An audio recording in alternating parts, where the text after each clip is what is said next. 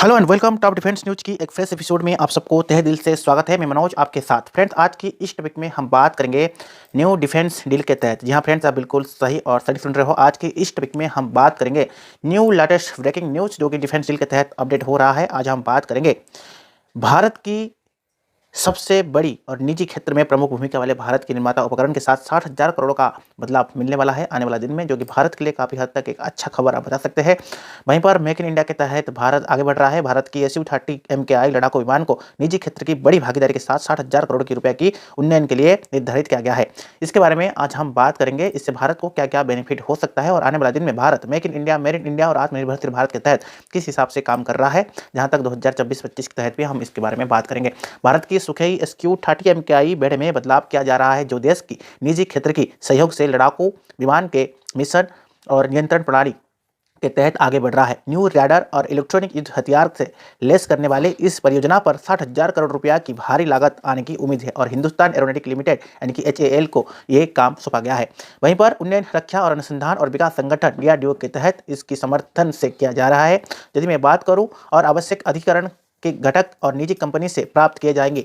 लेकिन यहाँ पर यह अपडेट है कि HAL इसका नेतृत्व कर रहा है, यानी कि हिंदुस्तान एरोनॉटिक लिमिटेड इसका नेतृत्व करेगा, क्योंकि आने वाला दिन में इसी को ही काम संभालना है। तो ये अपडेट आ रहा है कि एक नंबर के तहत ये कहीं ना कहीं आने वाला दिन में भारत के लिए काफ़ी हद तक अच्छा काम कर सकता है। इस रिपोर्ट के अनुसार इस परियोजना की पिछले साल रक्षा मंत्रालय द्वारा मंजूरी दी गई थी, जहाँ तक ये अपडेट आ रहा है। तो यहाँ पर दो इकोनॉमिक टाइम्स के तहत यदि हम बात करेंगे इन HAL और अपडेट के तहत, इसमें CMD सभी अंतर क्रुशन के तहत अपडेट किया जा रहा है और इसको अपग्रेड में निजी क्षेत्र की महत्वपूर्ण भागीदारी आने वाला दिन में हो रहा है, जिसमें HAL प्रमुख ही टारगेट में अपडेट होगा। मेक इन इंडिया के लिए एक कदम आगे भारत बढ़ रहा है, जहां तक इस हिसाब से भारत आने वाला दिन में अपने आप को प्रूव कर रहा है और कुछ ही साल में भारत आने वाला दिन में चाइना को पीछे छोड़कर रक्षा मंत्रालय में अपने आप को साबित कर सकता है। नंबर 2 के स्थान पर आप मान सकते हो। बट जहां तक हम बात करेंगे अभी रक्षा क्षेत्र में, पहले आपका है अमेरिका US की बात कर सकते हो, उसके बाद सेकंड में रूस, थर्ड में चीन है और उस हिसाब से में चौथा नंबर में भारत है। तो आने वाला कुछ ही साल में भारत चीन को पीछे छोड़कर 3 नंबर में आ सकता है, जो अपडेट आ रहा है।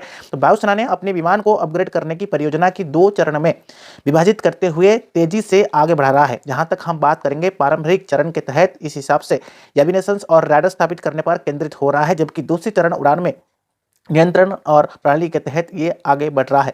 इस रिपोर्ट में हम ये कह सकते हैं कि भारतीय लड़ाकू विमान के कई सारे अपडेट हो रहा है और कई सारे रूसी मुल्क के प्रणाली के तहत और स्वदेशी विकल्प के साथ बदलाव किया जा रहा है। अधिकांश प्रयास लड़ाकू विमान की लड़ाकू क्षमताओं को मजबूत करने के लिए स्वदेशी प्रणाली के मंच पर एकत्रित करने की दर्द अपडेट हो रहा है और इस हिसाब से इसमें एक न्यू स्वदेशी रडार को विकास करने में शामिल किया जा रहा है। विमान की काफ़ी अधिक दूरी लक्ष्य का पता लगा जा रहा है और उसी पर हमला करने की सक्षम बनाया जा रहा है। वायुसेना ने पुरानी पीढ़ी की जेट विमानी राडार और बारे में चिंता व्यक्त कर रहा है, जो कि अवसर विरोधियों द्वारा बेहतर प्रदर्शन करना जा रहा है।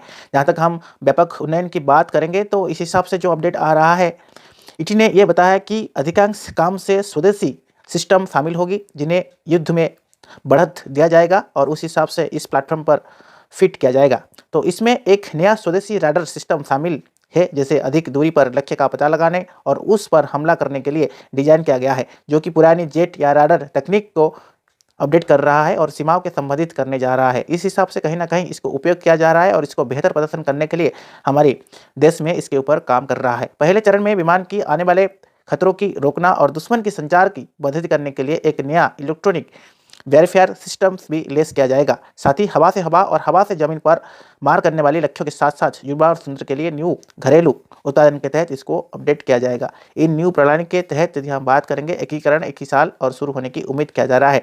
वायुसेना की लक्ष्य अपने पूरी सुखई बेड़े में अत्याधुनिकरण और तेज में शामिल किया जाए, जहां पर यह अपडेट आ रहा है प्राथमिक उन्नयन चरण के लिए लगभग 90 लड़ाकू विमान को रखा गया है, जो पूरी तरह से भारत के भीतर आयोजित किया जाएगा।